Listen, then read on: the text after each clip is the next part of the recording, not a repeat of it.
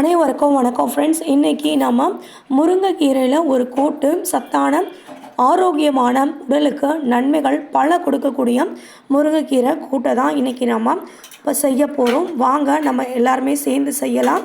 அதே மாதிரி பார்த்துட்டு நீங்களும் வீட்டில் செஞ்சு தயவு செஞ்சு சாப்பிடுங்க. நிறைய நன்மைகள் இந்த முருங்கைக்கீரை பூ அதுலேருந்து கிடைக்கிற கூட்டில் நமக்கு பயனடைகிறோம் ஃப்ரெண்ட்ஸ். ஸோ இன்றைக்கி நானும் இட்லி ஊற்றியிருந்தேன். இட்லிக்கு கொதிக்க முருங்கைக்கீரை பூவை நான் கூட்டு பண்ணியிருந்தேன். என் பேர் லதா. நான் இன்றைக்கி முருங்கைக்கீரை கூட்டுக்கு முருங்கைக்கீரை நான் பறிக்கும் போது எனக்கு கொஞ்சம் பூக்கள் நிறைய அதிகமாக கிடச்சிது. ஸோ அந்த பூக்கள் எல்லாத்தையுமே அழகாக நான் தனியாக க்ளீன் பண்ணி எடுத்து வச்சுட்டேன். கொஞ்சம் நேரம் ஆகும்.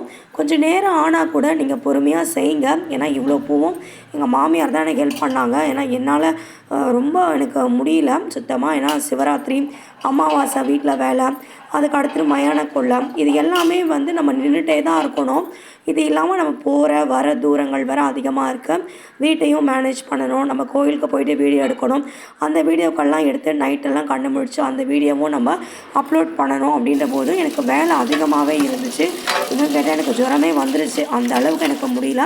இருந்தாலும் கடவுளோட ஆசீர்வாதம், நம்ம தெய்வத்துக்காக செய்கிற சேவை என்றைக்குமே நம்மளை கடவுள் கைவிட மாட்டார் அப்படின்ற ஒரு பெரிய நம்பிக்கை.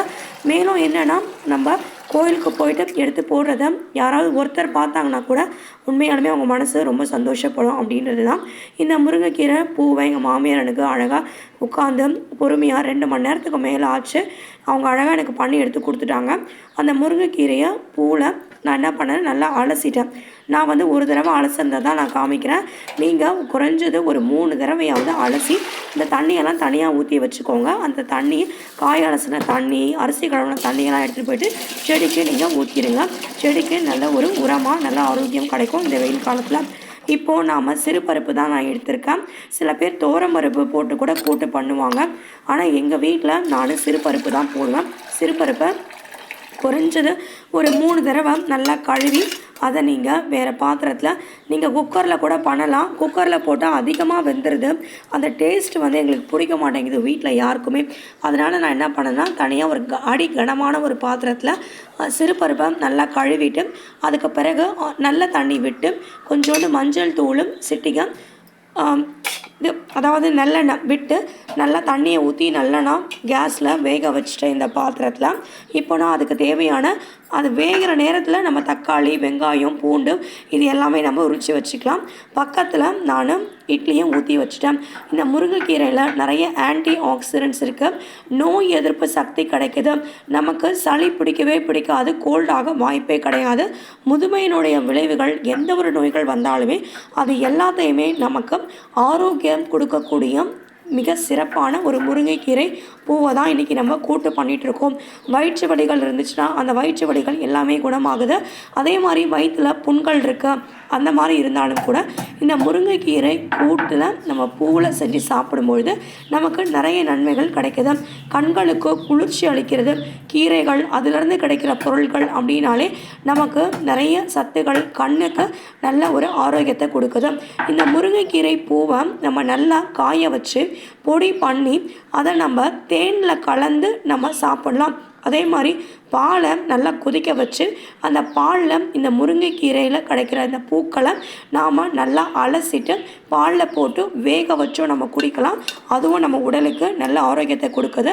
சிறுபருப்பு ஒரு 2 கொதி வந்தாலே போதும், நல்லா அழகாக கொதிச்சிடும், வெந்துடும். ஏன்னா நான் குக்கரில் வேக வச்சா ரொம்ப குழைவாக பருப்பு இருக்கிற இடமே தெரியல. நம்ம சாப்பிடும்போது அந்த பருப்பு நம்ம பல்லில் கடிப்பட்டுச்சுன்னா அது ஒரு டேஸ்ட்டு தான். இப்போது நான் இந்த பருப்பு வேகிற நேரத்தில் தான் தக்காளி, வெங்காயம், அதுக்கப்புறம் பூண்டு இது எல்லாமே நான் உரிச்சிட்டு கட் பண்ணி நான் வச்சுக்கிட்டேன். தக்காளி, வெங்காயம் நல்லா அலசி கழுவி அந்த அலசி கழுவின தண்ணியை கூட நீங்கள் செடியில் எடுத்து விட்டுருங்க.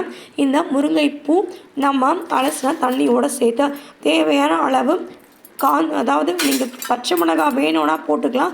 எங்களுக்கு வந்து பச்சை மிளகாய் ஒத்துக்காது, அதனால் நான் பச்சை மிளகாய் நான் சேர்த்துக்கிறது கிடையாது. உங்களுக்கு வேணும்னா பச்சை மிளகாய் கூட நீங்கள் சேர்த்து போட்டு இந்த கூட்டில் வேக வச்சுக்கலாம். நான் திட்டமாக மிளகாய் தூள், மஞ்சள் தூள் ஏற்கனவே நான் போட்டுட்டேன். கல்லுப்பு ஒரு 2 கல்லுப்பு நான் திட்டமாக போட்டிருக்கேன். முருங்கைக்கீரை, தக்காளி, வெங்காயம் போடும்போது உங்களுக்கு நிறையா இருக்கா மாதிரி தெரியும். உப்பை அள்ளி போட்டுறக்கூடாது. அது வந்து நம்ம கலந்து வெந்து வரும்போது எவ்வளோ அளவு வருதோ அதில் திட்டமாக நம்ம உப்பு போட்டால் போதும். இப்போது நான் முருங்கைக்கீரை கூட்டில் கொஞ்சம் தண்ணி சேர்த்துருக்கேன். ஏன்னா இதை நான் கட்டியாக நான் சாப்பாட்டுக்குன்னு வச்சு சாப்பிடுவேன். அப்படி இல்லைன்னா நான் இட்லி ஊற்றிக்கிறதுனால எனக்கு கொஞ்சம் தண்ணியாக தான் வேணும். அதனால் நான் கொஞ்சம் தண்ணியை சேர்த்து இதை நல்லா நான் கொதிக்க வச்சு வேக வைக்கிறேன். அவ்வளோதான், இந்த வேலை முடிஞ்சது. ஸோ ரொம்ப அற்புதமான ஒரு வாசனை, பூனாலே வாசனை தான். அந்த முருங்கைக்கீரை பூவை நீங்கள் வேஸ்ட் பண்ணாதீங்க. அதை நீங்கள் பொரியல்லையே, முருங்கைக்கீரை பொரியல்லையே கூட நீங்கள் போட்டு செய்யலாம். அப்படி இல்லைன்னா இந்த மாதிரி நீங்கள் முருங்கைக்கீரை பூவை கூட்டு பண்ணுங்கள். உண்மையிலே உடலுக்கு நல்ல ஆரோக்கியத்தை கொடுக்குது. இந்த முருங்கைக்கீரை கூட்டு நல்லா கொதி வருது. அப்போது நான் நல்லா கொதிக்க வச்சு கரண்டியை விட்டு கலரி விட்டேன். ஏன்னா அடி பிடிக்கிறதுக்கு வாய்ப்புகள் இருக்குது. தண்ணி நான் திட்டமாக தான் விட்டுருக்கோம். அதனால் இந்த முருங்கைக்கீரை கூட்டை கைவிடாத பக்கத்துலேயே இருந்து நீங்கள் கலரி விட்டு நீங்கள் அதை இறக்கிடலாம். தக்காளி பொடியாக அரியணும். நான் கொஞ்சம் எனக்கு வேலை அதிகமாக இருக்கிறதுனால நான் கொஞ்சம் பெருசாக அரிஞ்சிட்டேன். அதனால் அதை மசியல. உங்களுக்கு நீங்கள் பொடியாக அரிஞ்சாலும் பெருசாக அரிஞ்சாலும் நீங்கள் தக்காளி, வெங்காயம் இது எல்லாத்தையுமே நீங்கள் நல்லா கரண்டி வச்சு நல்லா நீங்கள் ஸ்மாஷ் பண்ணி விடுங்க, அதாவது நசுக்கி விடுங்க. நிச்சயமாக உங்களுக்கு ஒரு மிகப்பெரிய ஒரு சூப்பரான ஒரு ஆரோக்கியமான உணவு உங்களுக்கு கிடைக்கும் ஃப்ரெண்ட்ஸ். இப்போ அடுத்து நல்ல குழைவாக வந்துருச்சு. இப்போ நான் அதை கலரை விட்டுட்டேன்.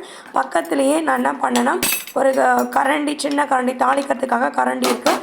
அந்த கரண்டி வச்சு அதில் நான் சோம்பு தான் போடுவேன், கடுகெல்லாம் போட மாட்டேன். சோம்பு போட்டு நான் உரித்து வச்ச பூண்டை நான் கல் வச்சுருக்கேன் இல்லையா, அந்த கல்லில் தட்டி போட்டுட்டேன். அது கூட பெருங்காயத்தூளை நான் போட்டேன். என்கிட்ட நல்ல வாசனையாக வந்துச்சு. என்கிட்ட கருவேப்பிலை, கொத்தமல்லி எனக்கு கடையில் முதல் நாள் காய்கறி வாங்கும்போது தான் கிடைக்கும், அடுத்தடுத்த நாள் எனக்கு கிடைக்காது. ஸோ அதனால் நான் கருவேப்பிலை, கொத்தமல்லி போடுறதுக்கு என்கிட்ட இப்போது இல்லை. ஸோ நீங்களும் அதை மாதிரி கருவேப்பிலை, கொத்தமல்லி இருந்துச்சுன்னா நிச்சயமாக இறக்கும்போது ஃபைனலாக இந்த மாதிரி நீங்கள் சோம்பு, அதுக்கு பிறகு நீங்கள் 2 பூண்டு தட்டி போட்டு, பூண்டை முழுசாக போடுறத விட தட்டி போடுங்க. அப்போ தான் அந்த பூண்டு சீக்கிரமாக பொரிஞ்சு நல்லா வரும். சிட்டிகை பெருங்காயத்தூளையும் போட்டு இந்த கூட்டில் நீங்கள் கலரி விட்டுருங்க, இந்த முருங்கைக்கீரை பூ கூட்டில். ஸோ அவ்வளோ ஒரு வாசனையாக இருக்கும். ஏன்னா நீங்கள் சிறுபருப்பு நீங்கள் குக்கரில் வேக வச்சிங்கன்னா அந்தளவுக்கு உங்களுக்கு வாசனை அந்தளவுக்கு உங்களுக்கு வெந்து சரியாக வராது.